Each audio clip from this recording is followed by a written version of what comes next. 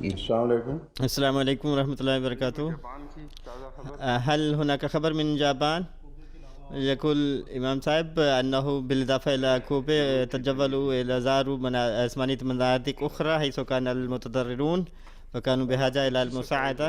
यकुल हज़रतहू यौम अल-अम्स क़द्दमतुम ली वजबत तय्यबा फसुम्मा यशरहु इंदहु इंदल इफ़्तार अरसला इय्या हाज़िल वजबा अल्लती तुक़द्दमु लिल मुतदर्रिरीन फ़ी जापान। फ़इमाम साहब तलब मिनहुम हाज़िही तफ़ासील कैफ़ युअद्दु हाज़ा फ़अअद्दतहु हाज़िल वजबा ज़ौजतुहु फ़लिकै आरिफ़ माज़ा युतबख़ुना वकानत ताम जय्यद तय्यब जिद्दन फ़यसअलुहु हल बिनफ़्सिल मक़ादीर हाउला युअद्दून फ़यक़ूल इमाम साहब अन्नी तलब्तु मिनहुम सअल्तुहुम कैफ़ युअद्दून बित्तफ़सील व बाद अख़ज़्तु मिनहुम अत-तफ़ासील व बाद ज़ालिका अअदना फ़ला युसम्मी अन नुसम्मी वला युमकिन अन नुसम्मीहिम शोरबा लेकिन अला कुल्लि हाल फ़हाउलाए हुम बिइख्तिलाफ़ बसीत युक़द्दिमून हकज़ा व हाज़ा युशबिहु खिचड़ी इंदना इज़ा अज़फ़ना इलैहा मा अक्सर। अला कुल्लि हाल यसल हज़रतुहु अन हाज़िल वजबा व अब्दा अल इजाब बिहा व ठीक है, चलें।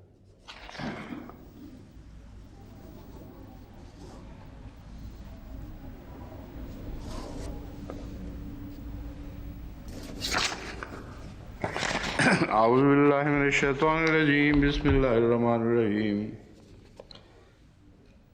अल्लज़ीना क़ालू इन्नल्लाहा यदअ इलैना अल्ला नु'मिना बिरसूलिन हत्ता यातियना बिक़ुरबानिन ताकुलुहुन नार क़ुल क़द जाअकुम रसूलुन मिन क़ब्ली बिलबय्यिनाति व बिल्लज़ी क़ुल्तुम फ़लमा क़तलतुमूहुम इन कुंतुम सादिक़ीन। इसी आयत पर फ़ी तफ़सीर हाज़िहिल आयाति कुन्ना नतकल्लम अनिल मौजिज़ात व कुन्तु अन्ननी सफ़ अतकल्लम अन मौजिज़ातिल कुरानिल करीम गादन व फ़ी हाज़ा ज़मन तलक्कैतु मिनल उलमाए अल मुतालबातिल कसीरा अन्ननी लिमाज़ा अल्तफ़ितु इला हाज़ल मौज़ू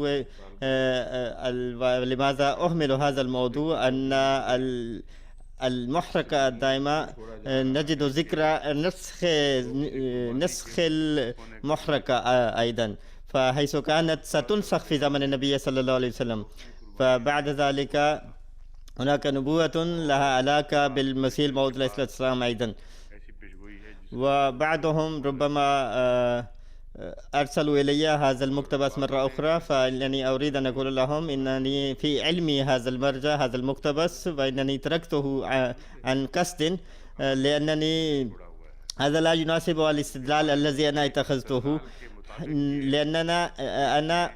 لأنني أنا أنكر أن في الكتاب المقدس يوجد شرط قدمت هذه المحركة كشرط لصدق النبي صدق الأنبياء وهو صحيح. افحصوا الكتاب المقدس كله لن تجدوا أي ذكر معين كشرط لصدق الأنبياء أن يقدم المحركة فهذا ذكر غير موجود دائما. ثانيا لم يقدم أي نبي في الكتاب المقدس هذه المعجزات المحركة فهذا لا يوجد في الكتاب المقدس. لهذا هؤلاء اليهود كانوا يقدمون هذه الفكرة الافتراضية ثم يقولون أنه هذه المحركة هذا القربان كان ينزل من السماء وكان تأكله النار كل شيء فيقول حضرته كل هذه الأمور هي أكاذيب وأكاذيب ولا علاقة لها بالصدق. فالله تعالى يقول في القرآن الكريم كلمات استخدم كلمة قلتم فباستخدام كلمة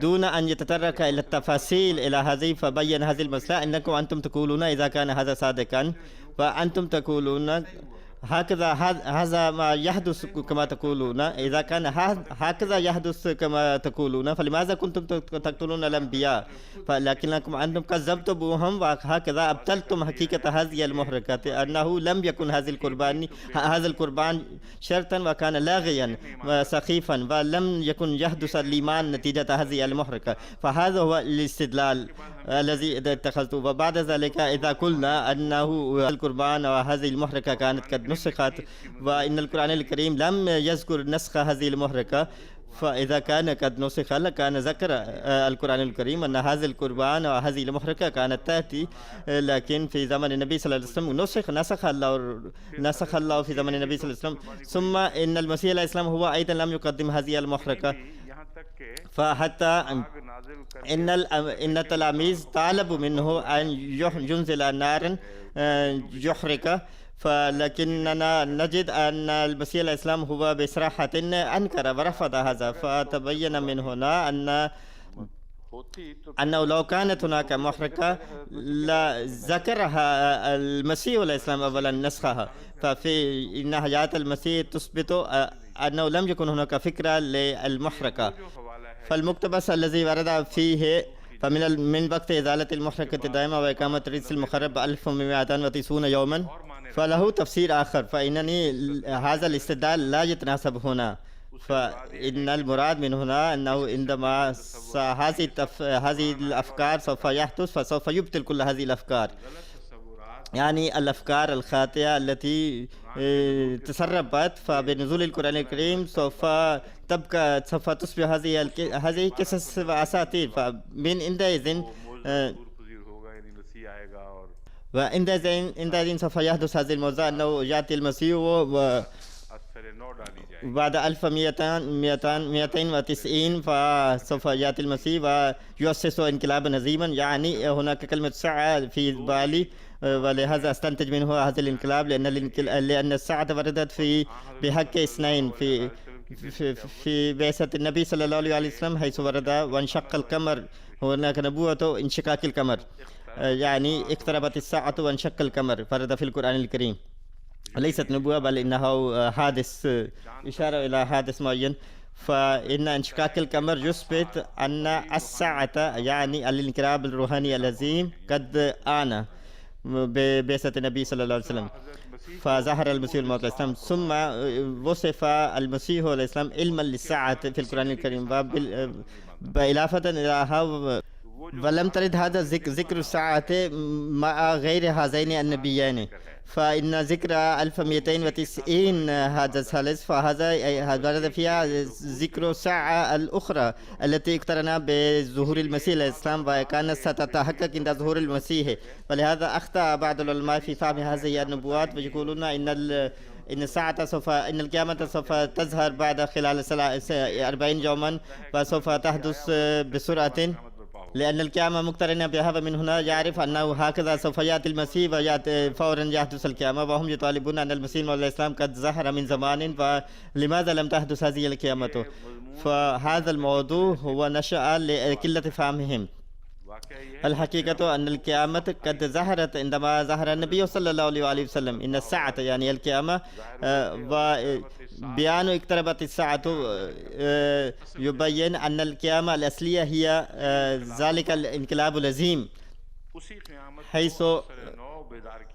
حيث سوف تحيا هذه القيامة من جديد عندما ينزل المسيح. فمعنى ذلك حدوث التغيرات الانقلابية. فسيدنا المسيح الموعود عليه السلام عندما تلقى أول إلهام ببعثته، فقبل ذلك أيضا في البراهين الأحمدية هناك براهين الإلهامات الكثيرة واردة مسجلة فبكثرة، حيث نجد نحتار ونتعجب جدا أنه لماذا قبل هؤلاء المشايخ سلسلة هذه الإلهامات. فيحدث أن هذه الإلهامات كانت تنزل أحيانا كالمطر الغزير، فالبراهين الأحمدية هو زاخر بهذه الإلهامات، فمع ذلك قبلها المشايخ. فتلك المدة إذا اعتبرناها إلى 1908 فهذا يكون 40 يوما 40 عاما تقريبا، حيث تلقى المسيح موعود الإسلام الإلهامات والكشوف والوحي من الله تعالى والعلاقة بالله تعالى. فهذا ما كان سيحدث الانقلاب التغير الروحاني العظيم، حيث نشوء علاقة العبد بربه تعالى وتلقيه الإلهامات وإصدار النبوات ونزول الآيات المتجددة وسلسلة استجابة الدعوات. وهذا هو التغير الروحاني الذي يحيي الموتى وهذه له علاقة بالساعة والموتى والذين هم سابقون في عالم هم يعدون موتى ويعلن عنهم أنهم ليس عندهم حياة وإذا كانوا يريدون الحياة فسوف ينالون الحياة بهذا هذا الإنسان الذي يحييه الله تعالى وينزل معه مع الحياة من السماء. فإذا فسرنا كلمة ساعة فهذا ينطبق على هذه الآية إن اقتربت الساعة وانشق القمر، فبدون ذلك لا ينطبق لا يتحقق أي معنى ونعوذ بالله من ذلك. فيحدث تكذيب القرآن الكريم أنه انت 14 قرن فما هذا الابتلاء، فكانت الساعة قد اقتربت ولماذا لم تتحقق ولماذا لم تحدث. فهذه من الصور الابتدائية. اقتربت الساعة المراد منه تلقي النبي صلى الله عليه وسلم سلسلة الإلهامات،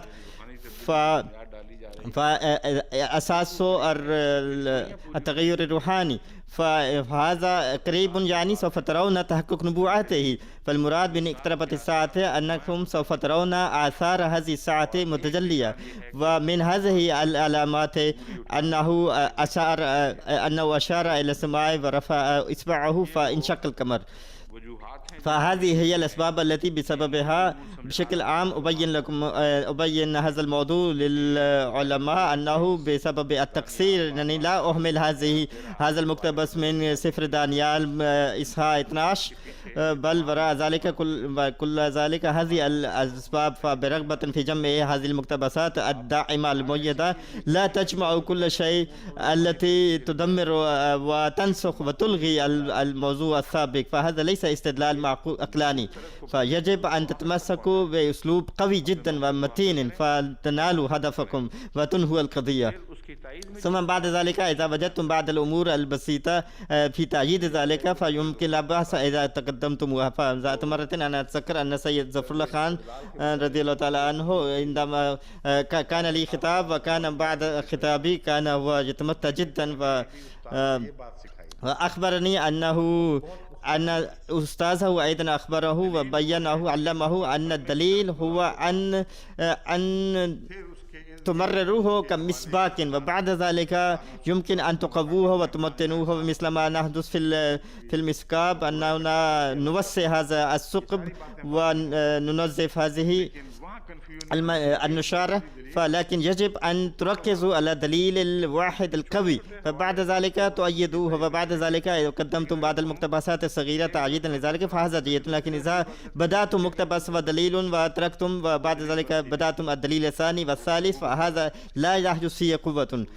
هذا الأسلوب الذي أتخذه فهو وراءه حكمة خاصة، فهو هناك مشروع وخطة.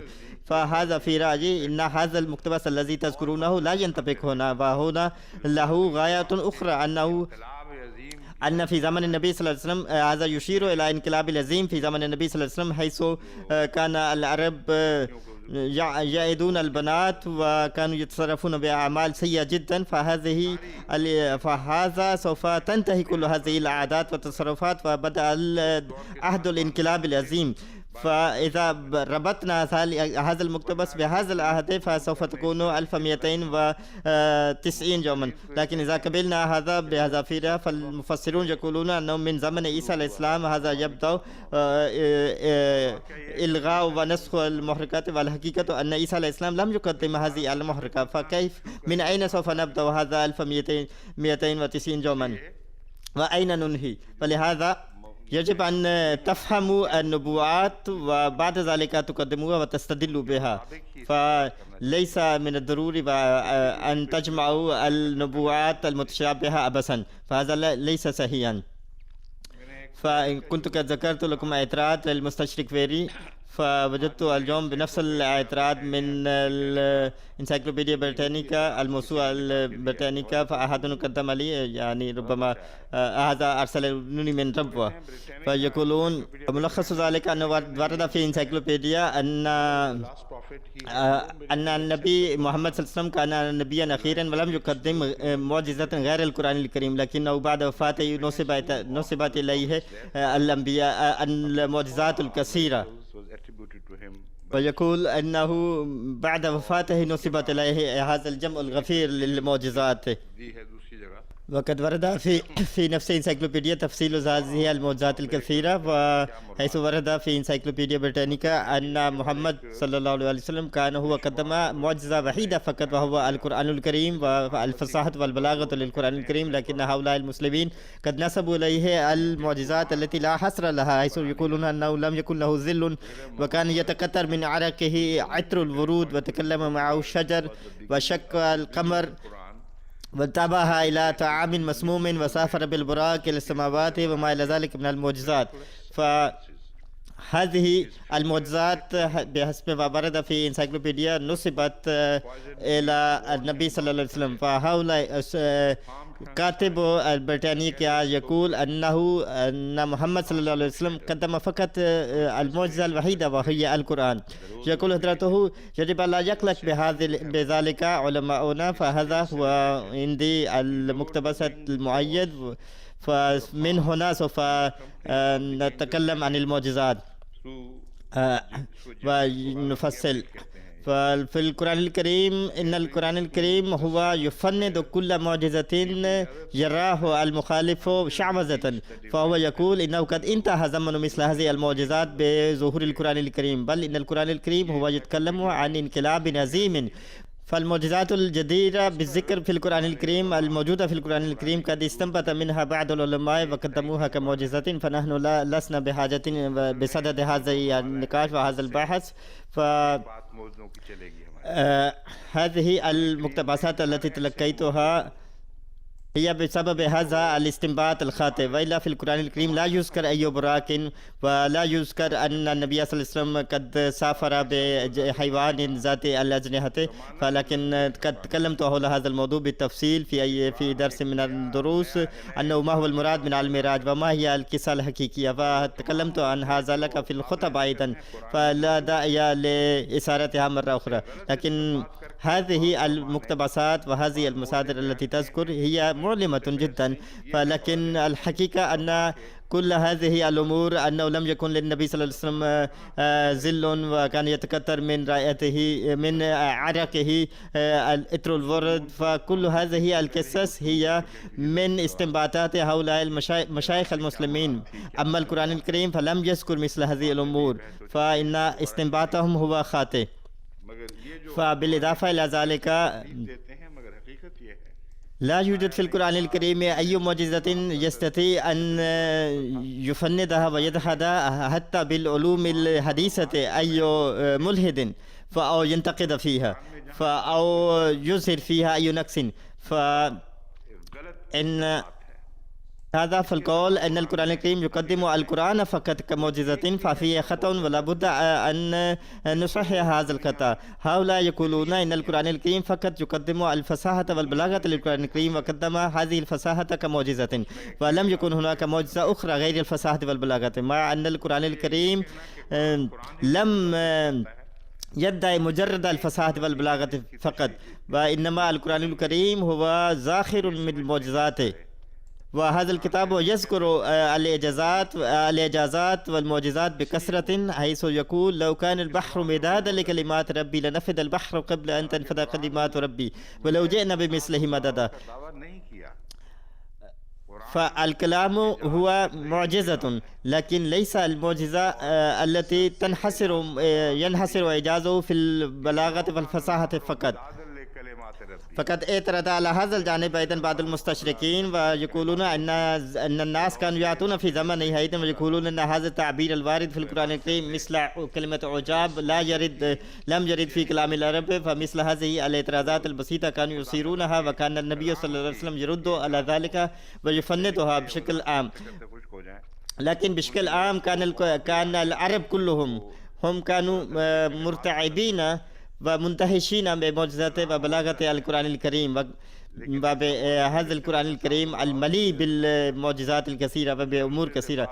فلا شك أن حصر هذه المعجزات في البلاغة فلا شك أن الذين يحصرون المعجزات في البلاغة والفصاحة فهذا نتيجة عدم فهمهم للقرآن الكريم. فالقرآن الكريم يصرح بجلاء أن المعجزات الحقيقية التي تقدر على أن تفرض السيطرة على الأعداء أيضا والذين هم لا يقاومون هذه المعجزات ولا يجدون بدا من الاعتراف بها، فهي كلها موجودة في القرآن الكريم. فبهذا من هذا الجانب ومن هذا الانطلاق يجب أن نشكر هؤلاء الذين قدموا هذه المقتبسات والذين وقد صحيح ما ورد في انسايكلوبيديا بريتانيكا أن رسول الله صلى الله عليه وسلم هو قدم القرآن كمعجزة، حيث أشار إلى أنكم إذا أردتم أن تبحثوا عن المعجزات فابحثوها في القرآن الكريم، فالقرآن الكريم هو وحده جامع المعجزات الكثيرة. فكل ما تجدون المعجزة هنا معها لن تجدوا بحاجة إلى معجزة أخرى. فللقرآن الكريم معجزات لها علاقة بالماضي، وبعضها لها علاقة بالحال، وبعضها تتعلق بالمستقبل، فبعضها هي ورد فيها إصلاح الكتاب المقدس وتصحيح أخطاء الكتاب المقدس. قد أهمل في بعضها بيان الكتاب المقدس لأن ذلك يؤدي إلى عدم الإيمان، فهو يقلل الإيمان بالله تعالى، وهي لاغية وسخيفة. فبعد هذه المعجزات تذكر التاريخ السابق الذي لم يذكرها الكتاب المقدس، لكن القرآن الكريم يذكر بعض الأمور المدهشة والعجيبة جدا. فإن مؤلفي الكتاب المقدس هم يؤلفون زمن ذلك تاريخ ذلك الزمن، لكنهم لم يكونوا يعرفون هذه الأمور. فالقرآن الكريم هو يدعي ويعلن هذه الأمور ويقدم، وهي تثبت وتتحقق. فأما ما يتعلق المعجزات بالماضي فقبل ذلك فأولها خلق آدم، وبل قبل ذلك أيضا، فتعالوا نسمع هذا. أو قبل ذلك خلق الكون وخلق السماوات والأرض. فيقول الكتاب المقدس إن الله تعالى قد خلق النهار، وهي الكتاب المقدس كل يوم يطلع الشمس ويغربها، فحيث كان هناك ظلام سائد وكان ضباب. بينما يقول الكتاب المقدس أنه تطلع الشمس وتغرب، ثم يقول هذا هو اليوم، يعني من طلوع الشمس إلى الغروب، فاليوم الثاني. وبعد ذلك خلق الله تعالى الشمس والأرض. وينطبق عليه المثل البنجابي أنه لم تولد الأم والابن والولد هو يرقص ويمرح. فهذا المثل ممتع جدا، حيث لم تولد الماء وأنتم تصفون الولد والصبي يرقص. فهكذا هو بيان الكتاب المقدس. فالقرآن الكريم لم يكذب الكتاب المقدس، فإنما أخذ بيانها الجزء الواحد، الجزء الذي يتعلق بالوحي فقط، وترك البقية. وثم يشرح أي ما معنى اليوم والأيام، فيوضح أن المراد من اليوم ليس ما أنتم ترونه الذي يبدأ من طلوع الشمس إلى غروبها، ويوضح لنا بصراحة أن المراد منه ليس ما تعرفونه والذي يبدأ بطلوع الشمس وينتهي بغروبها. فإن يوما عند ربك كألف سنة مما تعودون. ثم قال في موضع في يوم كان مقداره 50,000 سنة. والجدير بالذكر أنه في الآيات الأخيرة لم يذكر مما تعودون، مما يعني كل يوم من هذه 50,000 يحتوي 1000 سنة مما تعودون. فمرة ضربت هذه الأعداد بعضها ببعض بالكمبيوتر، فيوم الله هذا هو عمر الكون إلى اليوم، لا هذا اليوم. فقد لا يفهم الكثيرون منكم هذه الحسابات الدقيقة. فباختصار قد عرف يومه مرة أن يومه كألف سنة مما تعودون، ثم بهذا الحساب هناك يوم مقداره 50,000 سنة، وهذا ما بينته في مقال لي. وحاليا أود أن أقول أن القرآن زاخر بمعجزات لا حصر لها.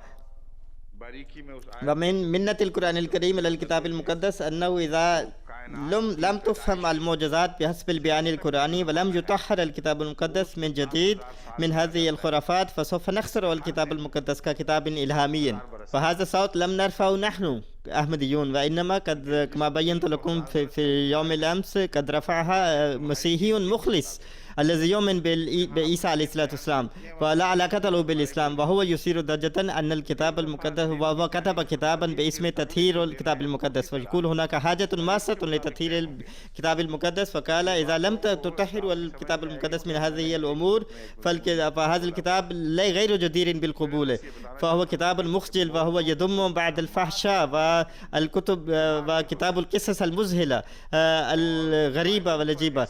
ففي الكتاب المقدس هناك أمور يضم أمورا تخالف سنن الكون، هذا هو إعلانه عن الكتاب المقدس، لكنه يعتبره صادقا لأن القرآن الكريم صدقه، وهو يقتبس من ذلك أيضا، فيقول إنما يقول القرآن الكريم أنه قد تسرب إليه دخل الإنسان وتم تعريفه وتبديله، يقول أنه صحيح كان هناك وحي لكن قد تسرب إليه الأمور الإنسانية والأكاذيب الإنسانية، لهذا قد آن الأوان أن يخرج من الكتاب المقدس هذه الأمور الإنسانية والأكاذيب الإنسانية، وإلا لن تبقى له لهذا الكتاب المقدس أي قيمة. فإنني قد قلت في ذلك الوقت أنه هذا لا يعرف أن هذا التطهير قد تم قبل 14 قرن، وهذا لم يعرف حتى الآن ويتكلم أنه يجب تطهيره. لكن إذا كان قد تدبر القرآن الكريم وقرأه وتدبره وقارن القرآن الكريم بالكتاب المقدس لا عرف أن هذا التطهير قد تحقق وتم من زمان. ففي القرآن الكريم تصحيح أخطاء الكتاب المقدس عن تاريخ الماضي وخلق الكون، وبيان القرآن الكريم يطابق الحقائق العلمية تماما. القرآن الكريم يفسر لنا ويوضح لنا كيف بدأ خلق الكون، وكيف كانت هناك حالة فكان هناك ضباب وبدأ ينجمد من تدريجيا، فبعد ذلك تميز الأرض من السماء، وهذا هو الموضوع. فإذا تدبرتم هذا البيان القرآني وقرأتم كتب العلوم فتجدون فسوف تندهشون أن بيان القرآن الكريم يطابق تماما هذه الكتب العلمية، وبيان القرآن الكريم كامل تماما. ثم يذكر القرآن الكريم لا يذكر فقط بدء الخلق، وإنما يقرأ إعادته أيضا ونهايته أيضا، فيقول إن هذا الأمر قد بدأنا الخلق ونعيده، لأنه فسوف ينتهي كل هذه الأمور التي بدأت، فلأنه لا شيء دائم وخالد غير الله تعالى، فكل هذه الأمور هي فانية، هذا النظام لابد أن ينتهي. فسوف يأتي زمان سوف يطوى هذا الكون كي يسجل، فكما ذكر في موضع آخر مطويات بزمينه في وصف السماوات والأرض. فإن هذه السماوات هي ستكون مطويات حول يده، فلا ثم يقول كما بدأنا أول خلق نعيده، فلا تفكر أنه إذا انتهى كل شيء وانتهى نهائيا، بل إن الله تعالى يقول إن هذه السلسلة ما بدأناها فسوف نعيده ونجدده من زمان ونبدأ الخلق الآخر، فهذا النظام هو مستمر. فأين الكتاب المقدس من القرآن الكريم؟ فهذه الموضوعات هي بينة وواضحة، وهي تشكل إعجازا، حيث يقول الله تعالى عن هذه الأمور تقول بينوا آية أو حديثا. فالعلماء الذين هم يحسرون دعوى القرآن الكريم في الفصاحة والبلاغة فهم يواجهون مشكلة كبيرة، ويقولون إن هؤلاء الكفار هم يعترضون أن انظروا إلى شكسبير كيف ما أنتج هذه الكتب البليغة والفصيحة، فهناك كثيرون متقنون الكتاب المتميزون جدا، فأنتم تقولون أنه لا يقدر الإنسان على بيان آيات واحدة، فلا نقبل كل آية إعجازا، فإنما الإعجاز إنما القرآن الكريم هو يذكر الإعجاز القرآن الكريم. فعن هذه الآيات التي تضم مثل هذه الأسرار العظيمة جدا التي هي خارج نطاق الإنسان، ولا يقدر على بيانها الإنسان لا في ذلك الزمن ولا حتى في هذا اليوم أيضا. فيقدم القرآن الكريم هذه الأسرار، أسرار الكون الهائلة. فالكتاب المقدس هو وصف الأرض مركزا للكون، حيث بين أن القمر والشمس يدوران والعالم كله والكون كله يدور حول الأرض. فعندما इतने अजीम وعندما عارض غاليليو العالم غاليليو هذا البيان وبين أنه هذا خطأ، وإنما الشمس هو إنما الأرض تدور حول الشمس، فأثيرت ضجة كبيرة واستدعي إلى المحاكم ورفعت القضايا، وأنكم أنتم تبطل الكتاب المقدس وأنت تكذب الكتاب المقدس وتصدق هذه العلوم. فهذا الغليلي المسكين ظل يقاوم هذه الضجة لفترة معينة، لكن عندما هم كادوا يشنقونه ويقتلونه بهذه الجريمة وقالوا سوف نقتلك، فهو تاب. فهذه هي بصمة عار الوحيدة على في سيرة الغليليو، فكان رجلا عبقريا وذكيا جدا، لكنه تاب على يد هؤلاء المسيحيين، لكن الله تعالى عاقبه على ذلك حيث عاماه. فهو هذا الغليليو المسكين الذي هو اكتشف هذا التلسكوب، وكان يدعي أنه بسبب ابتكاره هذا توسع هذا الكون كثيرا جدا. فهو لم يجد بد من الاعتراف أخيرا بأن الغليليو الذي ابتكر كل هذه الأجهزة الرائعة العظيمة عن الكون هو قد انكمش كونه في جسمه فلا يخرج منه، فحيث فقد البصر فلم يعد ينظر شيئا. فإن الله تعالى هو بين في القرآن الكريم مثل هذه المعجزات العظيمة التي توصل إليها الإنسان بعد الجهود المدنية عبر القرون. فهذا السفر ما زال يستمر فلم يكتمل بعد، والقرآن الكريم سوف يتكلم ما بعد هذا أيضا، حيث يقول كما بدأنا أول خلق نعيده.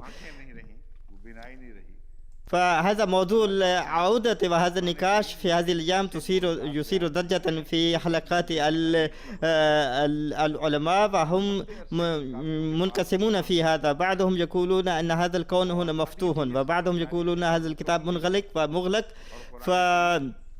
إن الذين هم يقولون إن الكون المفتوح، فهم يقولون أن هذا الكون هو يتوسع لدرجة وسوف يتوسع، فلا يمكن ويستحيل أن يعود مرة أخرى إلى محورها إلى مصدرها ويعود إلى الثقب الأسود. فأن الذين هم يقدمون وهم أصحاب نظرية الكون المغلق، فهم يقولون لا بد أن يعود هذا الكون إلى مصدره ومحوره، ومهما توسع هذا الكون إن هذا المركز للكون هو قوي جدا، وإن قوته سوف تستعيده إلى مركزه. فهذا الأمر وهذا النظام قد بدأ يظهر في حالة الثقوب السوداء الصغيرة نسبيا، وإلا هي عملاقة وكبيرة جدا. هؤلاء لم يتوصلوا إلى أي نتيجة، وسوف يظلون يناقشون هذه عبر الأجيال القديمة، وسوف يستمر هذا البحث. فالقرآن الكريم حينما رسم مشهدا عن الماضي فقد قدم بيانا عن خلق الكون في المستقبل أيضا، وقدم إعجازا كبيرا عظيما، وهو عظيم لدرجة لا يقدر على تقديم مثله جميع الكتب الموجودة في القرآن في هذه الدنيا، سواء كانت منسوبة إلى الله تعالى أو الإنسان. فهذه المعجزات هي لا حصر لها، لكن المعجزة الأصلية هي القرآن الكريم. ففي هذا القرآن الكريم هناك معجزات كثيرة. ففي هذا السدد هناك معجزة خلق الآدم أيضا، الجزء الثاني لخلق آدم. فقبل هذا خلق الحياة، فكيف بدأت الحياة؟ ففي هذا السدد هناك قدم بعض العلماء نتيجة فهمهم الناقص للقرآن الكريم لبعض الآيات القرآن الكريم، فهم يقدمون هذه النظرية أن الله تعالى قد أخذ ترابا حفنة من التراب ومباشرة وعجنها بالماء وصنع منها كيانا وجسما ونفخ فيه وصار آدم. فيقولون هذا ما حدث، هذه الحادثة حدث قبل 6000 سنة.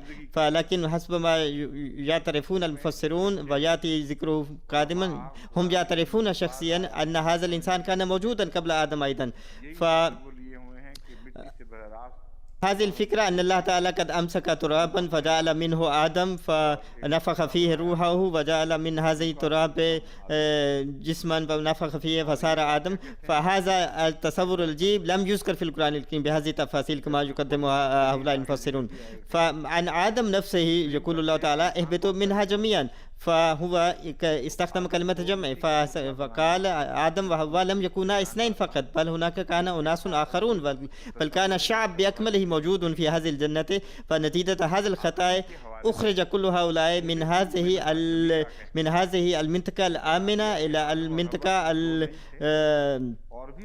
المنطقة الفوضوية، وكان عقابا على هذا الخطأ. فهذا إعجاز آخر للقرآن الكريم أنه عندما يذكر خلق الإنسان من التراب فسوف يسلط الضوء على تفاصيله بحيث ينزهل الإنسان. فيقول القرآن الكريم بدأ خلق الإنسان من طين، فهو لا يقول إننا أمسكنا هذا الطين والتراب وصنعنا منها الإنسان، بل إنه يقول قد بدأنا خلق الإنسان من طين، ثم يذكر الماء أيضا، ثم يقول ثم طين، وهناك منازل ومحطات أخرى كثيرة حيث ذكرت سلسلة أيضا وحمية أيضا. فالقرآن الكريم ببيان هذه الأطوار وهذه الحالات يوصل الإنسان إلى خلق الإنسان، ويبين حيث وصل الإنسان إلى مرحلة حيث انقطع هذا الكون هذا الكيان إلى قسمين، وبدأ سلسلة الخلق الإنساني سلسلة الخلق. ثم يقول القرآن خلق منها زوجها، فبذلك صحح وخطأ الكتاب المقدس حيث يقول الكتاب المقدس أن المرأة خلقت من ضلع آدم، بينما يقول الله تعالى خلق منها زوجها، يعني هذه الحياة هذا الكائن الحي الذي كان يولد الأولاد ينتج الأولاد كانت أنثى، وحيث لا يستطيع الذكر أن ينتج ويجلد، فإن إن عملية الولادة مرتبطة بالأنثى والأم. ثم خلق منها زوجها خلق منها ما صار زوجا لها. هنا ليس الحديث عن خلق الإنسان وإنما قبل ذلك بكثير. ثم يقول الله تعالى وخلق منها زوجها وبث منهما رجالا كثيرا ونساء. فمن هذين الزوجين خلق الإنسان وبث الحياة الإنسانية. فالحياة الإنسانية كانت قد بدأت قبل هذين، ثم أثير بحث الحياة الإنسانية. فهذه بعض النماذج والأمثال أقدمها لكم لتتذوقوا علوم القرآن الكريم، وإلا فإن موضوعات والمضامين للقرآن الكريم عن خلق العالم وخلق الحياة هي عميقة جدا وتجدر وتستحق تدبرا وتمعنا كثيرا، وكل واحد منها يشكل إعجازا ويحتوي على معجزات كثيرة. فكل هذه الأمور التي لا يتمكن من اكتشافها الإنسان في هذا الزمن أيضا رغم جهودها العلمية عبر القرون قد اكتشفها ذلك العربي الأمي، وهو يبين كل هذه المعارف والعلوم التي لم يكتشفها في هذا الزمن أيضا لا يدركها الإنسان في هذا. لكن الله تعالى يقول إن هذه المعجزات هي سوف تظهر على التوالي، فسوف تدركها فينة بعد أخرى بتدريجيا، لكنها موجودة. فحينما قال إنما الآيات عند الله فليس المراد إنها موجودة وموضوعة في مكان فوق، إن هذا الكتاب القرآن الكريم هو يضم كل هذه الآيات، لكنكم لا تدركون لا تعقلون ولا تدركونها بعقولكم. فكيف نعالج هذه عقولكم؟ فإن بالإضافة إلى تصحيح الكتاب المقدس إن الله تعالى يبين ويكتشف بعض الحقائق العلمية الأبدية. ففيها بين الأسرار الهائلة لخلق الكون وقانون طبيعته، حتى إن الأغيار أيضا شرفاء النفس الذين فيهم نور الصدق فهم يقرؤون القرآن الكريم فهم لا يجدون بد من الاعتراف أن الكتاب المقدس زاخر بكل أنواع اللغو والسخف، أما القرآن الكريم فهو طاهر ونزيه من كل أنواع اللغويات. فمثلا الكاتب الفرنسي البوكاي هو كتب كتابا القرآن والكتاب المقدس والكتب الأخرى بهذا العنوان، وأجرى المقارنات بينها وقدم وضع أمامها المبدأ الذي اتخذها الجماعة الإسلامية الأحمدية من زمان، فهو لا يوجد هناك موقف غير هذا فالمبدأ غير هذا. فهو يقول إنني في ضوء هذا المبدأ أجريت المقارنات بين هذه الكتب السماوية القرآن الكريم والكتاب المقدس والكتب الأخرى، فإنني فحصت هذين الكتابين أنه هل يوجد في أي كتاب عندما ذكر في أي من هذين الكتابين قانون الطبيعة فهل هو أنه بعض منها صادق وبعضها كاذب؟ فيقول إنني لاحظت أن الكتاب المقدس فيه هذه الحالة أن بعض بياناتها كاذبة وبعضها صادقة، لكن القرآن الكريم لم أجد في القرآن الكريم ولا مثال واحد حيث ذكر القرآن الكريم بعض هذه الأمور فكان جزئيا منها كاذبا، وكل ما تكلم القرآن الكريم كلها صادق. فعن هذه النبوات العلمية إنني فحصت هذه النبوات العلمية للقرآن الكريم أن النبوات التي ذكرها القرآن الكريم هل تحققت بعضها بطلت بعضها، إنني قرأت من هذا المنطلق. ثم يقول كلا بل إن القرآن منزه عن ذلك، فليس الكتاب المقدس بعهديها القديم والجديد، وهو يتقدم في هذا الموضوع ويرسم له خطة ويقدم المقتبسات من بعض الكتب ويجري المقارنات ويقول أنه في كل مكان إن القرآن الكريم هو صادق وليس فيه أي لغو وسخف وكل ما يتكلم هو صادق تماما. فكيف حدث أن النبي الأمي الذي لم يكن يعرف العلوم قد اكتشف هذه الأسرار الهائلة للكون الذي لم يكن في الكتب السابقة لم تكن في الكتب العلمية الأخرى وإلى الآن لم تكتشف بعض منها، فكلما يتكلم هذا النبي هو يصدق.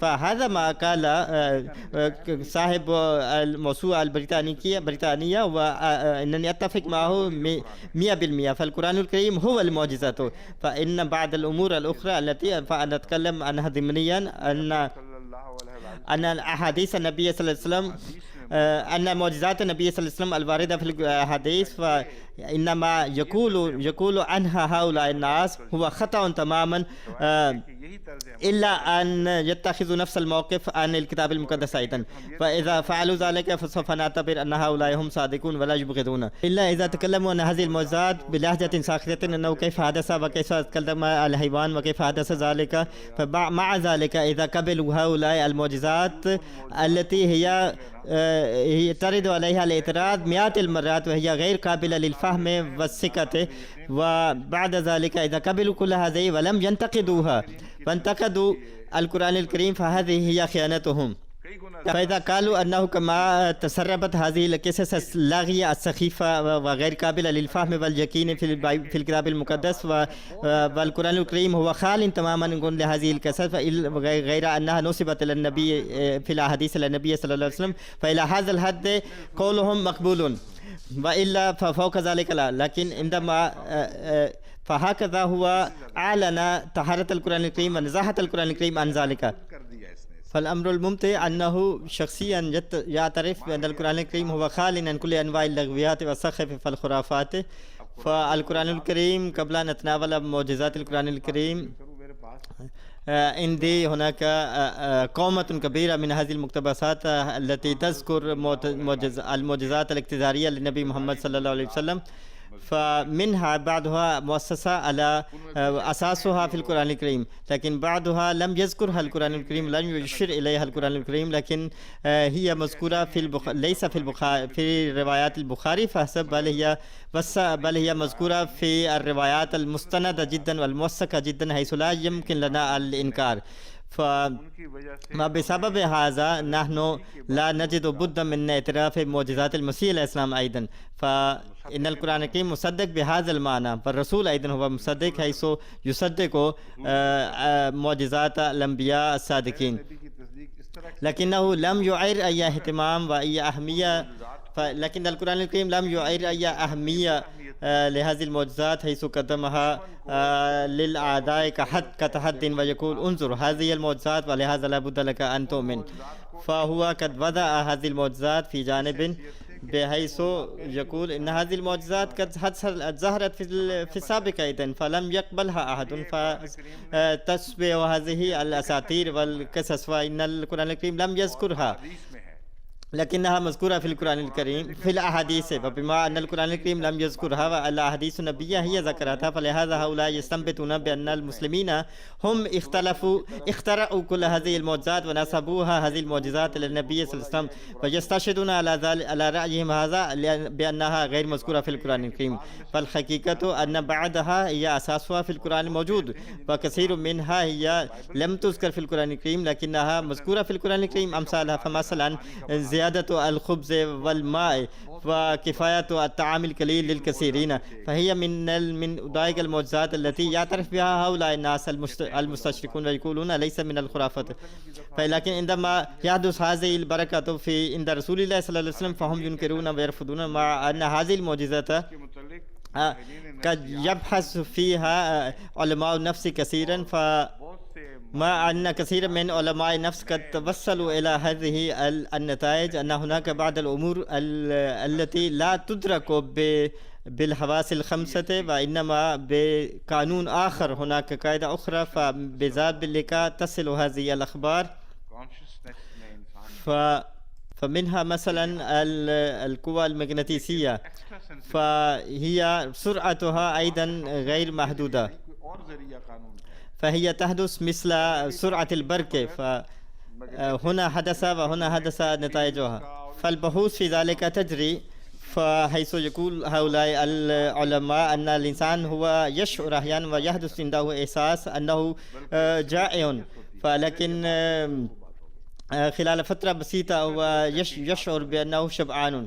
وهكذا بعد أحيانا هو الإنسان يشعر يرى في الكشف أنه يأكل، وعندما يستيقظ فيشعر كأنه شبعان، وهو أحيانا يشعر ويشم رائحة الطعام أيضا. وأحيانا يحدث أنه كان قد نام جائعا، فلكن عندما استيقظ شعر أنه ملآن. فيقال إن مناجم هذه القدرات هي موجودة في علم النفس، ففي نفس الإنسان هذه القوى موجودة، فإن الإنسان فنفس الإنسان أحيانا يحفر هذه المناجم وهو يشعر كأنه يأكل. فهذه التجربة عميقة حيث يشعر بالفعل أنه يأكل. ففي هذا الصدد قد ذكرت قبل هذا ولا داعي للذهاب إلى التفاصيل، فإنني أخبر فقط إن هذه المعجزات فيها أيضا هناك بعض القوانين خفية تعمل. لهذا ليس المراد من المعجزات، إن الله تعالى قد ذكر بعد هذا أن في قوانين في قواعد هناك مجال، فلهذا سوف أنقض هذا فأخالف هذا القانون لأثبت أنني أنا موجود. وذلك لأن المقنن السامي الرفيع الجيد المتقن هو ينظر إلى جميع الاحتمالات ويبقي له مجال. فيجب أن تتذكروا أن المعجزات أن هذه المعجزات سواء كانوا مذكورة في القرآن أو لم تكن مذكورة، وإن المعجزات التي منسوبة إلى النبي صلى الله عليه وسلم إذا قال أحد أنها بمعنى أنها لفقت واخترعت ولهذا إنها كذب، فهو كذب، لأن الصحابة هم كانوا يقرؤون القرآن الكريم وكانوا يحبون القرآن الكريم، وعندما كانوا يقرؤون في القرآن الكريم أن هؤلاء الكفار لن يعطى لهم هذه المعجزات القديمة التي أوتيت للقدامى، فلما أي حاجة كانت لهم لأن يلفقوا ويخترعوا من دم هذه المعجزات؟ فإنهم لم يقدموا هذه المعجزات للأغيار والآخرين، فلا نجد ولا شهادة واحدة أنهم ذكروا هذه المعجزات أمام العرب وأثاروا هذا البحث أن نبينا هو قدم هذه المعجزة. فهذا الأمر غائب تماما في تاريخ الكتب، فمن هنا يتبين أنهم لم يلفقوا هذه المعجزات تفاديا للخجل أمام الآخرين كما يقول هؤلاء المستشرقون. فإذا كان هكذا لكان لا جرى البحوث الكثيرة والنقاشات الكثيرة، سلسلة كثيرة للنقاش والحوار، وقالوا نحن فعلنا كذلك، وهم يقولون رسولنا قال كذا وفعل كذا، قال الصحابة رسولنا قال كذا وفعل كذا، قال الصحابة إذا كان رسولكم قد زاد الطعام فرسولنا أيضا زاد الطعام. فهؤلاء المستشرقون لا ينظرون إلى أن فقدان مثل هذه الأمثال هذه الأحداث تخبر وتثبت أنهم هؤلاء الصحابة لم يخترعوا هذه المعجزات من أنفسهم. إن الصحابة فهموا وأدركوا رسالة القرآن الكريم أنه صحيح أن هذه المعجزات موجودة لكنها ليست لتقوية إيمانكم، إنها تقوية لإيمانكم لكنه ليس بحاجة إلى أن تقدموا هذه المعجزات أمام العدو. فالقرآن الكريم هو زاخر بالدلائل الكافية وبراهين كافية. وعندما نقول إن مثل هذه المعجزات بعض هذه المعجزات هي سخيفة وخرافية، فنقول بما أن أمثال هذه المعجزات هي تفند قانون الطبيعة، فإن هذه هي تناقض سنة الله تعالى. فنحن نصف مثل هذه المعجزات فقط خرافية، ونحن نعتبر بقية المعجزات أنه إذا كانت حدثت فمن الممكن، لأن القوانين الله تعالى وقواعده هي متراكمة فهناك نطاقات كثيرة، وحسب الضرورة يظهر قانون آخر الذي لا نجدها لا نعرفها. فإن هذا القانون الذي يظهر من جديد فهو لا يناقض القانون السابق وإنما يكون تابعا له، وهذا لابد أن تفهموا هذا الجانب، لأن في العالم الغربي هناك الكثير من الفلاسفة وكثير من العلماء الذين منهم أينشتاين أيضا، فهو يقدم دليلا ضد الإله، حيث يقول إذا كان الله تعالى إذا كان أحد يدعو الله تعالى فحدث واستجيب الدعاء وحدث أمر، فيقول إذا كان الله هكذا فإن ذلك يعني أن الله تعالى يسن قانونا ثم يناقضه ويكسره، فهذه هي الخرافات في يد هذه فلا يقبلها أي إنسان عقلاني. ولهذا هؤلاء الناس هم ينكرون الدعاء أيضا، مع أن المسيح الموعود عليه الصلاة والسلام قد سلط الضوء على موضوع الدعاء وقدمها وبينها أكبر ذريعة ووسيلة للإعجاز. بين الحكم أنه بواسطة الدعاء إن الله تعالى هو لا يخلق الفوضى في نظام كونه، بل إن في هناك منافذ كثيرة في هذا الكون وهي موجودة، فهذا الدعاء يفتح هذه المنافذ، وإن القدر الإلهي الواحد هو يكون غالبا على القدر الإلهي الثاني، فالتقدير الإلهي هو لا يقدر لا يناقض القدر الإلهي، وإنما هي سابقا فيه موجود هذا الموضوع موجود. فجاذبية الأرض قانون وسنة الكون لا يهرب منه شيء، لكن هناك قوة المغناطيس أيضا تقدير قدر آخر. فمثلا إذا كان قوة من الحديد موجود على الأرض فهي تنجذب إلى الأرض، لكن إذا بدأتم فوقها المغناطيس القوي فسوف هذه القطعة سوف ترتفع. لكن هل سوف يعني ذلك أن الله تعالى هو خالف سنته واضطر أن لنقد ذلك القانون؟ كلا، بل المراد أن في القانون في القدر هناك النطاقات المتراكمة المتداخلة، مثل ما هي السماوات هي ملتفة بعضها حول بعض، لكن عندما تطرأ الحاجة فإن هذا النطاق القانون أو قانون واحد تتحرك. بس عندما ننظر إلى هذه المشاهد فنشعر كأن القانون قد نوقظ، عندما نرى هذه الطائرات ترتفع إلى السماء فهي لا تخالف القانون، فهناك قانون آخر بسببه هؤلاء ترتفع إلى السماء. فهناك هذه القوانين متداخلة، فهي متعاونة بعضها بعضا، فبسبب ذلك هذا يحدث هذا التقدم في الكون وهذا التطور في الكون، فتكتشف الأمور الجديدة نتيجة لذلك، فليس مخالفة للقانون. فإن معجزات النبي صلى الله عليه وسلم التي نرى فيها أنه ازداد الطعام، فهذا نجده في حياة الأنبياء السابقين أيضا. فمن الممكن أن تكون هناك قوانين التي بسببها يزيد هذا الطعام، فنحن لا ننكر ذلك، فنحن لا نعرف ذلك، ليس عندنا علم بذلك، وإنما نحن نعرف أنه إذا ضحك أحد على هذه المعجزات النبي صلى الله عليه وسلم وسخر منها وضحك عليها فليس من حق أحد، لأن القرآن الكريم لم يقدم ولا واحدة من هذه المعجزات كدليلا على صدق النبي صلى الله عليه وسلم. وإذا كان لأحد حق أن يعترض فلنا أن نعترض على أتباع هؤلاء الديانات، لأن هؤلاء هم يقدمون مثل هذه المعجزات التي لها علاقة بالقوانين غير العادية، فهؤلاء هم يقدمون دليلا لصدقهم.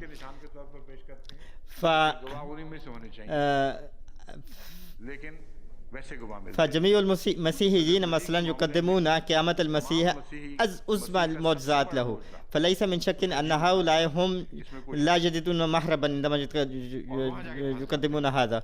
فلأن أكبر معجزة التي يقدمها للمسيحية وهو لم يشاهده أي عدو، فليس هناك عدو الذي لم يكن يعتقد، ولكن عندما شاهد هذه المعجزات آمن بالمسيح عليه السلام. فافحصوا تاريخ المسيحيين وقدموا هذه الشواهد، انظروا الشواهد، فلن تجدوا أي رواية أن أي عدو فجأة رأى المسيح يمشي ويتجول ورآه حيا وأعلن أن هذا قد استعاد الحياة وقام من الموتى فآمن به. لكن الذين هم كانوا يؤمنون فالمشهور منهم أنهم كانوا ينظرون إلى هذه المعجزات لكن لهم أوضاع والأحوال مختلفة. فهناك سيدة تسمى مريم، هي عندما رأت المسيح عليه السلام فيقال إنها رأت في الكشف، فحدثت فرقة تؤمن بهذه الكشوف. فكل هؤلاء الناس هم حائزون على مرتبة ومكانة النبوة. فهناك واقعة أخرى أن المسيح ظهر على مريديه خفيا فهم اعتبروه روحا، فلكن المسيح هو رفض أن يكون روحا، فهو يريهم جروحه ويدعوهم إلى أن يلمسوا جروحه ويطلب منهم الطعام سواء العسل أو السمك أو الخبز مهما كان، فهو تناول منه. فعندما يصلون إلى هنا فإن هؤلاء الباحثين هم يواجهون المشكلة كبيرة عندما يصلون إلى هنا. فهؤلاء هي المعجزة الوحيدة اللازمة التي يقدمها، التي كانت تلجم على أعداء. فانظروا كيف حال هؤلاء الناس عندما يقدمون هذه المعجزة. فأقدم لكم مثال. فهناك عالم ممتاز للمسيحية هارلي ويليامز، فهو ماهر جدا في علوم المسيحية، فهذا بروفيسور في هذا الموضوع. فأقدم لكم هذا يقول ويليام ويتكلم وما تكلم به الجماعة الإسلامية الأحمدية، ويقدم نفس الموقف التي تقدمها الجماعة الإسلامية الأحمدية، لكن عندما يصل إلى هنا فيواجه قلقا كبيرا ويضطرب. لماذا قلت في تصريحي؟ فيفكر أنه نتيجة لقولي هذا سوف يعتبر المسيح إنسانا عاديا، فسوف تبطل نظرية بعثة من الموتى، فيغير رأيه. ومن هنا يتبين أنه إلى أي مدى هذا العالم هو أمين فكريا. وهناك الدكتور اف بروس، فهذا أيضا عالم مشهور وكبير جدا في علوم الكتاب المقدس، فهذا له مستوى رفيع جدا. فعندما يتقدم في هذا الموضوع يحاول أن يتوارى وراء ستائر الخرافات، ويتبين ويظهر منه هذا القلق والاضطراب. ويتبين من أقواله أن عقيدة القيامة كما تقدمها المسيحية ليست في الأمر الواقع هكذا. فالمعجزة العظيمة التي يقدمونها للمسيح لا نجد مثالا لها في الدنيا. فهذا العالم يقول إن هذه المعجزة لا يوجد له مثيل في العالم.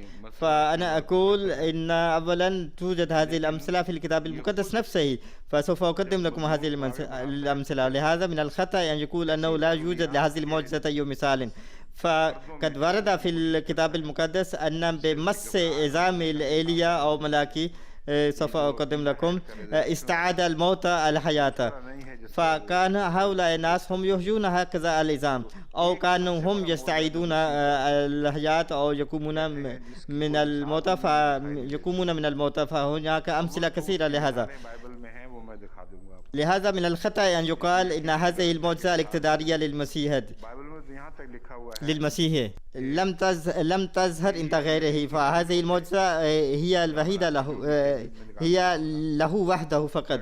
كما من الخطأ اعتقادهم أن المسيح كان مثالا وحيدا، مثالا حقيقيا لاستعادة الحياة الحقيقية.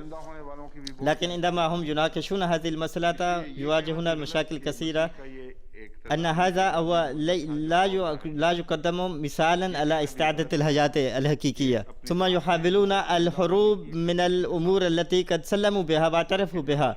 فالآن أقدم لكم هذه المسألة مقتبس من كتبهم. فيقول هذا الكاتب: هناك نظرية الإغماء والغيبوبة التي تفترض أن إنسانا قد أغمي عليه وكان قد ضعف كثيرا بسبب تعذيبه على الصليب، وكان قد حمل بواسطة أصدقائه بتعاون بعض الجنود والشرطة، وكانت هناك المحاولات لعلاجه الصحي، وحيث ضمدت جروحه وقدمت له الحرارة والسوائل. فبعد ذلك هو أغمي عليه التي أعتبر خطأ بالموت. فيقول حضرته هنا هذا يشوش، وهو لا يتكلم بالترتيب الصحيح، فليس الترتيب الصحيح هكذا. فإن قصة الإغواء هو حدث قبل حمله إلى القبر، فحسب ما يقول الكتاب المقدس ويقول عندما لفظ أنفاسه. فهذا التفسير هو أنه بسبب الضعف وسبب الإصابة بالجروح المبرحة فقد ألقي في فمه الخل أيضا، فكان يسبب الغصص أيضا. ثم هو يقولون هو لفظ أنفاسه، لكن حمله وإخراجه من هناك إلى الخارج هو حدثت فيما بعد. لكن تعالوا ننظر. ثم يقولون ثم ضمدت جروحه،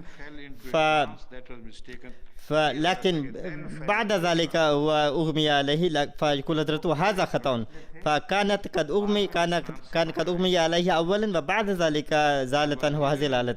فبعد ذلك أخفي في غرفة، إما بأمل في أن يعود إلى حالته الأصلية ويستعيد صحته. يقول حضرته هذا قد وقع في فخ.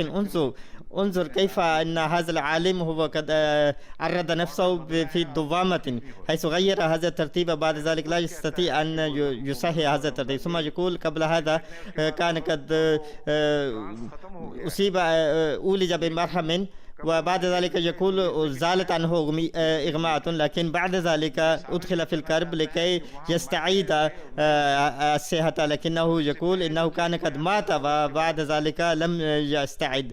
لكن بعد ذلك هو يغير هذا. فبعد ذلك عندما تقرؤون أن سوف تنذهلون أنه بسبب الافتراء واختلاق الكذب كيف وقع في مشكلة. يقول هناك نظرية الإغماء، فهذا ما يسمى الكوما باللغة الإنجليزية، وهي تشبه الموت. يقول هذه النظرية هي تفترض أن إنسانا الذي كان قد ضعف كثيرا بسبب التعذيب على الصليب، وبعد ذلك قد حمل بواسطة أصدقائي، فلكن حضرته يقول هذا خطأ، لكن سوف أشرح لكم كيف هذا الخطأ فسوف مستقبلا. يقول بسبب التعذيب على الصليب كان قد ضعف كثيرا، فبعد ذلك أولج هناك فضمدت جراحه فقدمت له الساخن والسائل، فيقول حضرته إن هذا السائل الذي كان قد أعطي له هذا كان قد قبل إغماءته، وقول هذا العالم هو كذب صريح، فأنه يقول إنه قد أعطي له هذا السائل. فإذا سلمنا بذلك فلا بد من الاعتراف أنه كان ما زال حيا إلى ذلك الوقت، لأنه إذا كان قد أعطي قبل حمله فمعنى ذلك أنه كان حيا فكان يتنفس. والآن أريد أن أشرح لكم كم يفيد هذا البيان لهذا العالم بالحمق والسخف. فيقول إنه قد حمل إلى هذه الغرفة وبعد ذلك أغمي، فلكنه كان أغمي قبل هذا وبعد ذلك حمل، وبعد ذلك أعطي له هذا السائل، مع أن هذا قد اعترف أنه كان قد أهيل وحمل في حالة الإغماء، وبسبب بواسطة تعاون الجنود. فالكتاب المقدس يقول أنه قبل إغماءته كان قد وضع الخل في فمه، فهذا يريد أن يحييه بعد حمله إلى الغرفة، فهذا قد وقع في فخ ومشكلة فلا يستطيع أن يستخرج منها. يقول هنا بعد ذلك أصيب بإغماءات، فهذه الإغماءات تعتبر خطأ بالموت، لكن يقول حضرته هذا خطأ لأنه في زمن القبر وفي وجود القبر لم يحدث أي إغماءات، حيث يقول هذا قد اعتبر خطأ بالموت. فكل ما حدث هو أن أثناء تعليقه على الصليب وقبل أن يلفظ أنفاسه، فذلك الوقت عندما حدث هذه الإغماء، لكن بعد هذه الأحداث هي ملفقة، لأن هذا يريد أنه كان قد استعاد الحياة وكان يقوم من الموت. هل فهمتم كيف هؤلاء يلفون ويدورون؟ ثم يقول وكيف يخادعون، ثم يقول هو قد أصيب بإغماء، وهذه الإغماء هي يعتبر خطأ بالموت، ثم بعد ذلك أخفي في الغرفة. يقول كان قد حمل، يقول حضرته كان قد حمل سلفا، وبعد ذلك أذهب إلى القبر وأخفي هناك، إما في أمل في أن يتغير، أن يعالج الوقت، أو أملا في أن يستعيد صحته. فهؤلاء هم قد بذلوا الجهود وتركوه أخيرا في القبر لكي يستعيد الحياة معجزة. ثم عندما هذا التغير الإيجازي حدث، لكنه كان طبيعيا ما زال. انظروا كيف يقولون هؤلاء، يقول عندما حدث هذا التغير الإيجازي ومع ذلك كان هذا طبيعي. فهؤلاء الحواريون هم نقلوا اليسوع خفاء، أخفوه بعيدا عن شياطين الجهود، فهذا قبل أن يستعيد صحته هو أرى نفسه لبعض الحواريين. فانظروا هذا يقول جعل هذه الحادثة معجزة، يقول إنه قد استعاد الحياة وقد حذف ذلك الجزء، حيث أن كان في الحقيقة قد أغمي عليه ولم يكن قد مات، وهذا قد أولي جراحه فيما بعد وليس أثناء تعليقه إلى الصليب. وعندما حمل إلى القبر وأولج هناك جروحه، وهذا يبين أنه كان ما زال حيا. فإذا كان قد أعطي له هذا السائل في القبر، وهذا يشهد قطعا أنه ما زال كان شخصا، لأنه لا يعطى هذا السائل لميت، وإن لا تعالج جروح الميت. فكل هذه الأمور هو لا بد من الاعتراف، لكنه لا يخرج النتائج إلا بالتعصب الذي هو قد أصر على ذلك. ثم فيقول إن النظرية التي تقول إن المسيح هو قد قام من القبر ولم ينزل إلى السماء، بل بقي على الأرض ليقضي الوقت. فهذه المعجزات وتنحل عندما نتأمل في معجزة شفائه. فيقول هذا إن هذه النظرية هي طبيعية لا غرابة فيها. فهو كإنسان عادي قضى هذا الوقت. فعندما نتأمل في هذا تنحل هذه المشكلة بمعجزة شفائه. فمعنى ذلك ما كان يشفي هؤلاء المرضى، فكان بسبب معجزة شفائه كان يصدر منه المستحيلات. هذه المعجزة هو أظهر لنفسه أيضا. ففي إنجيل لوقا هناك كلمات التي تؤيد وتدعم أن هذه الحياة كانت قد عادت إلى الجسم هي المادي. فيقول هناك شهادة قطعية في إنجيل لوقا التي تبين أن لحمه كان قد استعاد الحياة مرة أخرى. فيقول لأن عودة الروح في اللحم والعظام لا يمكن،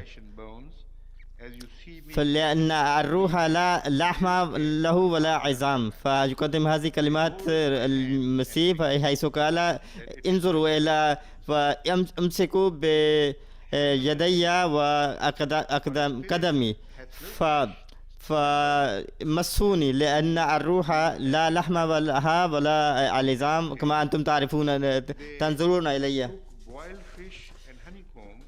يعني أنني أنا أمامكم. ثم أخذ في هذه المناسبة منهم العسل وذهبوا إلى بطني.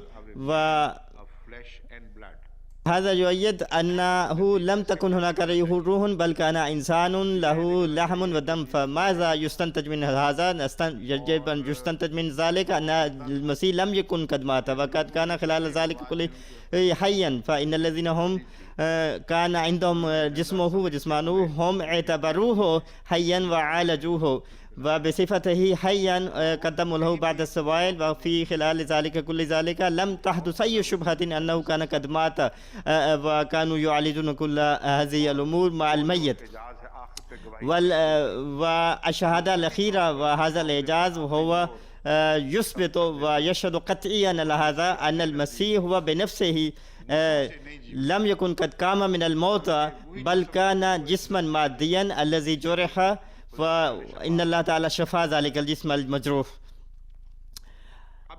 الآن بعد ذلك هذا العالم هو يصاب بقلق. فيقول بعد هذه النظرية رغم أننا قلنا أنه كان قد مات، مع ذلك لا يستقيم الأمر. سيقول مع ذلك عندنا هناك سبب أن كل هذه هي فقط مجرد التأويلات، فكل هذه الأفكار هي مستحيلة. يقول عندنا شهادات قطعية وإثباتات قطعية أن كل هذه التعبيرات لا حقيقة لها.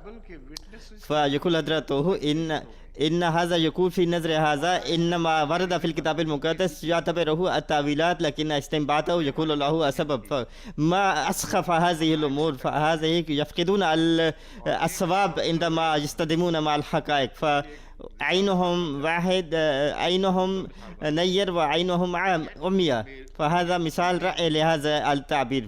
فيقول مع ذلك نستطيع أن نستدل، يقول نحن نستطيع أن نستدل أن كل هذه التعبيرات هي مستحيلة، لأن سبب وفاته على الصليب واضح جدا. فيقول حضرته أين ذلك الثبوت؟ فهو قد فند هذا الثبوت، حيث كان يلقى الماء في هذا المسيح في فم هذا الماء، وكان يعالج جروحه، وكان بمرهم، وكان أخفي في مكان خفي. فمع ذلك يقول كل هذه الأمور تقطع قطعيا أنه قد مات على الصليب، ولا يشك في ذلك. وعندما جرح تدفق الدم، فهذا ترك كل ذلك، حيث وردت كلمات تدفق الدم. فهل يتدفق الدم من جسم الميت؟ فإن قصة موته إلى الصليب هو تبين أنه كان حيا. فهذا يقدم من عنده هذا التعبير، ويقول هذا هو التعبير، وما ورد في الكتاب المقدس كان هو التعبير. فيقول إن ثبوت وفاته على الصليب واضح جدا وقطعي، ونحن لا نستطيع أن نهرب من هذه الحقائق أن الجسم الميت كان قد وضع في هذه الغرفة. فنحن بحاجة إلى التوضيح والتفسير المعنوي. فيقول هذا من القطعي أنه كان قد مات، والآن هو يقول يجب أن نفسر معنويا. فيقول إنه بسبب من الناحية المادية لا نستطيع أن نقول أنه ما زال كان حيا. فمن حيث المادة لا يستطيعون أن يثبتوا أنه كان حيا ولم يكن قد مات. فمن حيث الشهادات لا يثبت وفاته على الصليب ناهيك عن قيامته من الموت. فهناك عنده مشكلة كبيرة أنه كيف يفسر ذلك الكشف الذي رؤي.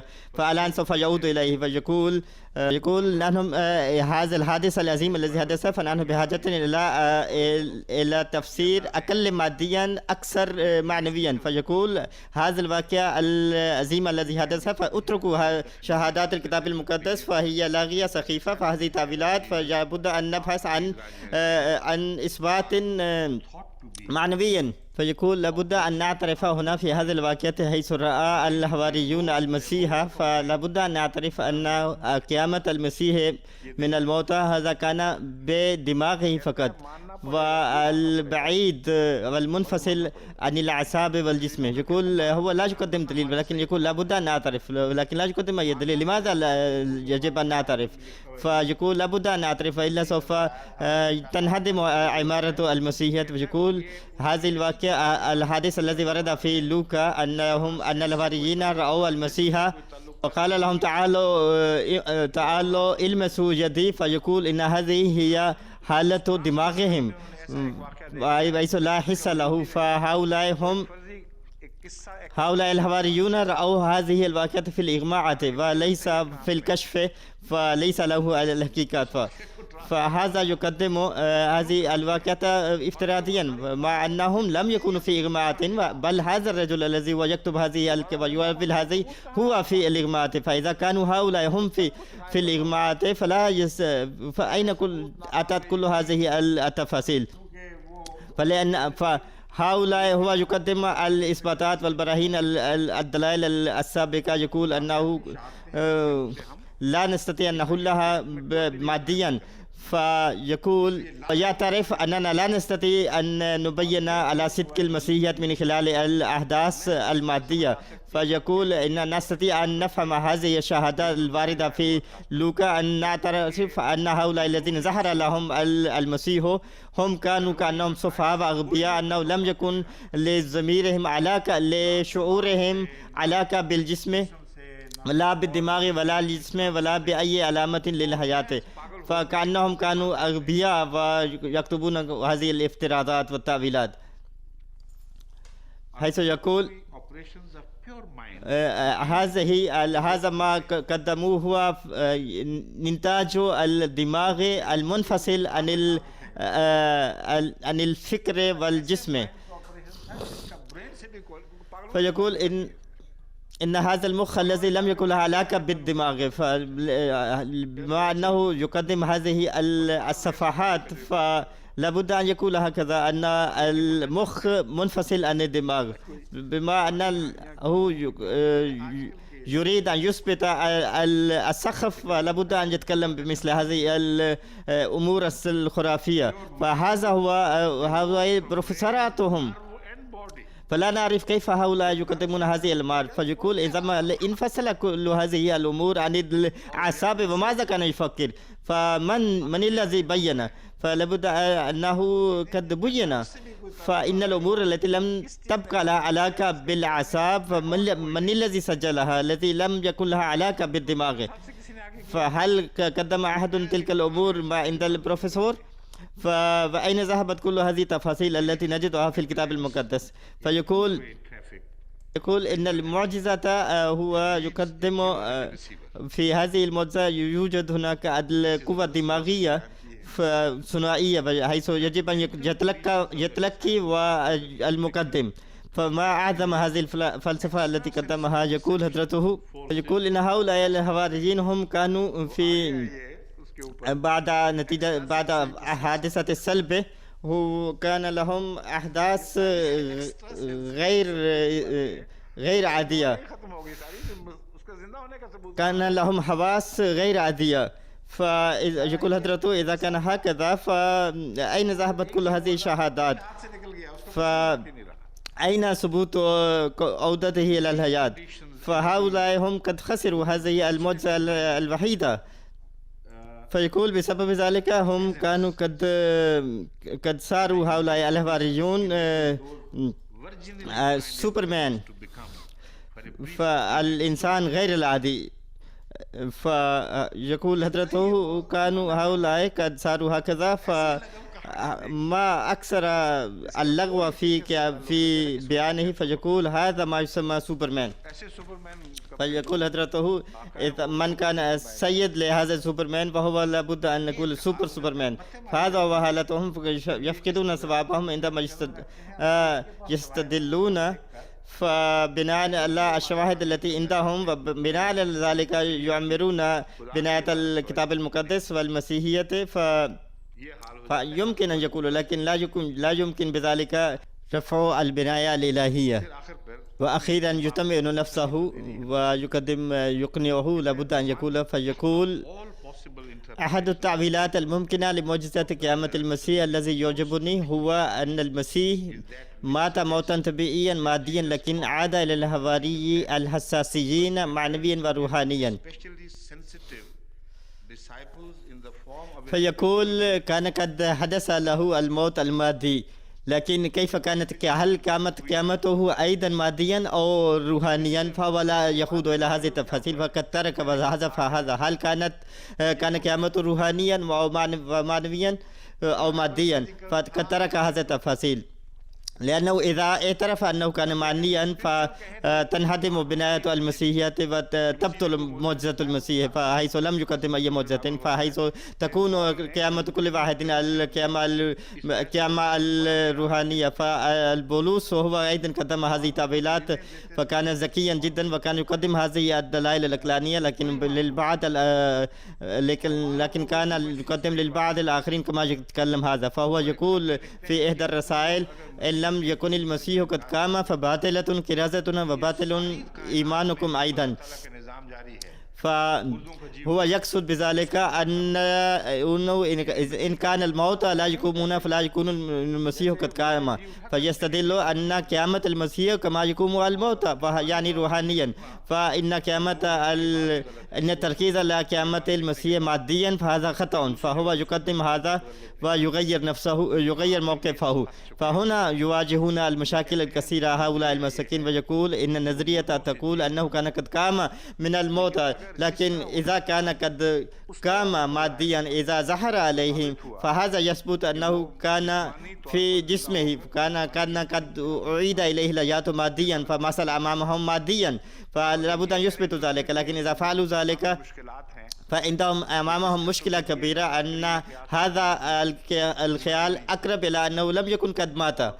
فبعد موت هذه المدة كيف أعيدت إليه الجسم وكيف استعاد الدماغ، وهل بقى هذا الدماغ في جسمه؟ فلا بد أن نعتبر الموتتين. فهناك مشاكل كثيرة التي تظهر نتيجة هذه النظريات. فللهروب من ذلك هو بين النظرية المتوسطة، فلا نقرأ لكم مرة أخرى فهذا قد قرأته. فيقول أحد التأويلات الممكنة لمعجزة قيامة المسيح الذي يعجبني هو أن المسيح مات موتا ماديا لكنه عاد للحواريين الحساسيين معنويا وروحانيا، حيث يقول إنه كان قد مات في الحقيقة، لكن عندما قام فيترك هذا كيف كان قد قام ماديا أو روحانيا.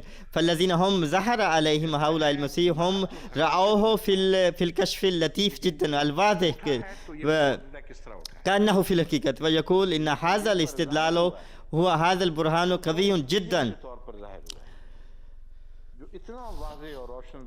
حيث مورست هذه التجربة على إنسان، وحيث رأوا في الكشف هذا المسيح الماثل أمامهم. فلكن كيف يستنتج وما هو يقدم الدليل على ذلك؟ لا يقدم أي دليل. فيقول كل هذه القصة could be فيقدم هذه الافتراضات والخيالات من عنده. as فهذا ما يقدمه هو أسوأ مثال لتقديم تصورهم كحقيقة، وهؤلاء هم يكذبون بيانات ونصوص الكتاب المقدس. فيقولون إن المسيح إن المسيح ما قال المسيح له علاقة كبيرة عميقة بحادثة صليبه، सलीब के वाक़या से बड़ा गहरा है। لأن فيه يقول هذا العالم أنه ثبوت قطعي لوفاة المسيح، فكذبه المسيح حيث نسب القول للناظر أنه رأى أنه لفظ أنفاسه وخرج من جسمه الروح. فإذا فهمنا هذا فندرك كيف مما كانوا يخافون. فهؤلاء الحواريون هم كانوا يحسبون أنه قد بين أنه قد لفظ أنفاسه، وهذا نراه بلحمه ودمه.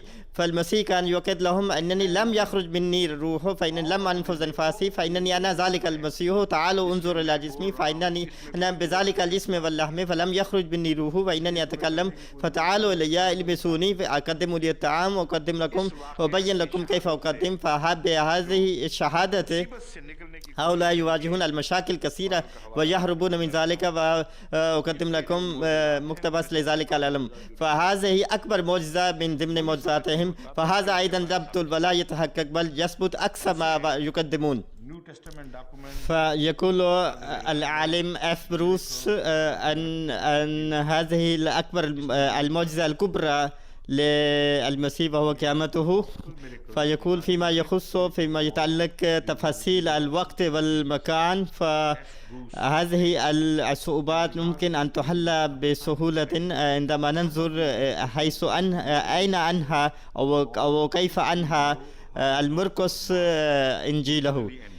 فبعد ذلك يقول فيما بعد يقول إن تقديرنا لهذه المعجزات هي يجب أن يكون أساسها على مفهومنا وتقديرنا للمسيح.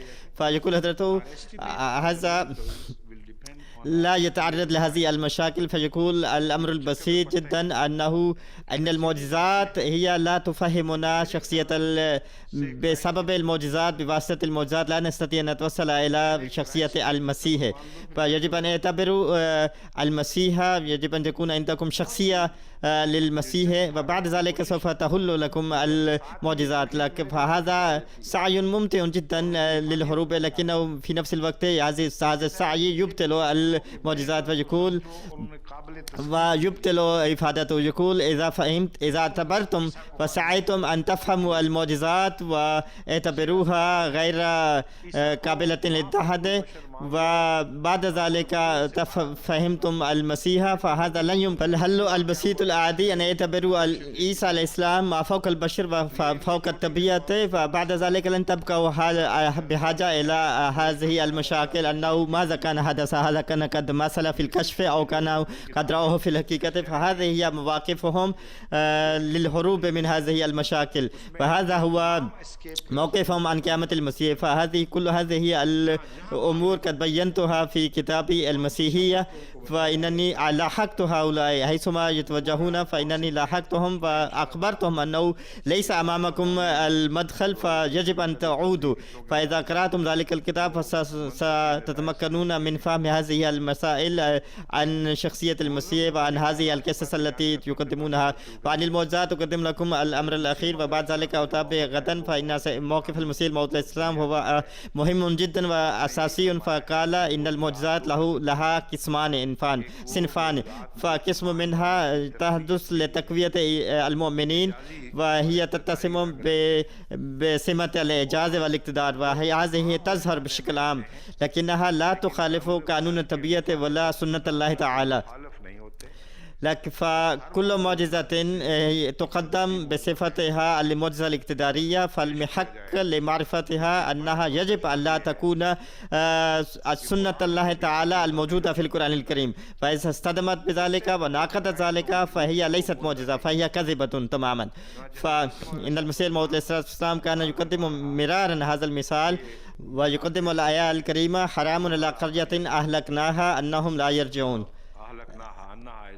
يعني هؤلاء الذين قد ماتوا هم لن يعودوا إلى هذه القرية أو إلى هؤلاء الناس الساكنين في هذه. فكان دائما يقول إن من الكذب أن يعود هؤلاء الذين قد ماتوا إلى هؤلاء السكان في القرية. فإذا سلمتم واعترفتم ماديا أنه عاد إلى الحياة ماديا، فهذا تغليط للقرآن الكريم وتخطئة للقرآن الكريم، فلا نستطيع أن نعتبر هذا البيان صحيحا. ففي هذا الصدد هناك المسيحيون الكسافة المسيحيون يثيرون الاعتراض ويقولون أنه وهم يقدمون الاعتراض والشبهة أنهم ولا بد أن دحض هذه الشبهة، ويقولون إن المسيح قد اعتبر أن المسيح كان يحيي الأموات فكان يقوم بهذه التصرفات وذلك، فليس لكم حق أن تنكروا وترفضوا هذه المعجزات للمسيح الموجودة في القرآن الكريم. لكن هؤلاء الكسافة هم لا يعرفون أسلوب البيان أسلوب القرآن الكريم، فالقرآن الكريم في هو يصدق هذا الموضوع بشكل عام، فلكن لمعرفتها ولفحصها يقدم لكم أيضا مفتاحا، ويقول إذا فتحتم هذه الموضوعات بهذا المفتاح فسوف تتبين لكم الحقيقة. فهذه الأمور هي بشكل عام ظهرت، لكن ما معناها فلم تظهر هذا ماديا وإنما كان معنويا. فمثلا المعجزة الكبرى للمسيح التي وردت في القرآن الكريم هو إحياء الموتى، الذي حيث يقول كان المسيح يحيي الموتى. لكن في سياق هذه المعجزات أو في مثل هذه المعجزات يذكر آية النبي صلى الله عليه وسلم فيقول: يا أيها الذين آمنوا استجيبوا لله وللرسول إذا دعاكم لما يحييكم. يعني يا أيها المؤمنون استجيبوا لهذا الرسول عندما يدعوكم إليه لإحيائكم. فقد شرح لنا القرآن الكريم أنه يجب أن لا تخطئوا في فهم معجزة إحياء الموتى للمسيح، فإن النبي صلى الله عليه وسلم هو أيضا يحيي الموتى. فالمراد من هنا هذه المعجزة هي ليس ماديا، وهي الموتى كانوا روحانيين، فهذه المعجزات هي تستمر، فكل نبي كان يقدم هذه المعجزات. فإذا أحيا المسيح هذه الأموات فليس أين الإعجاز وأين الميزة الخاصة للمسيح. فكذلك هو ذكر المسيح ذكر خلق طيور للمسيح، فأين ذهبت هذه الآية؟ فحيث يقول القرآن الكريم: أمم أمثالكم. فالقرآن الكريم بأسلوب لطيف سلط الضوء على حقيقة المعجزات حيث ينزحل الإنسان، حيث يذكر القرآن الكريم بعد ذكر معجزات المسيح من هذا القبيل، فيقول: هذه الطيور التي ترونها وهذه الحيوانات التي ذكرت في القرآن الكريم هي أمم أمثالكم، هي أناس مثلكم. فقد ذكرت استعارة ومجازا في القرآن الكريم وصفات طيورا وحيوانات، فهذا هو المعنى. فهناك معنى آخر أيضا يميل إليه الناس عادة، وهو المعنى أن لهؤلاء الطيور أيضا كون وعالم، فمثل ما أنتم أمم فهذه الطيور والحيوانات أيضا أمم. لكن في هذا المعنى لا يوجد هناك سر قد أميت اللسان من ذلك وكشف هذا السر في هذه الآيات، فالمعنى لا يكون عظيما رائعا.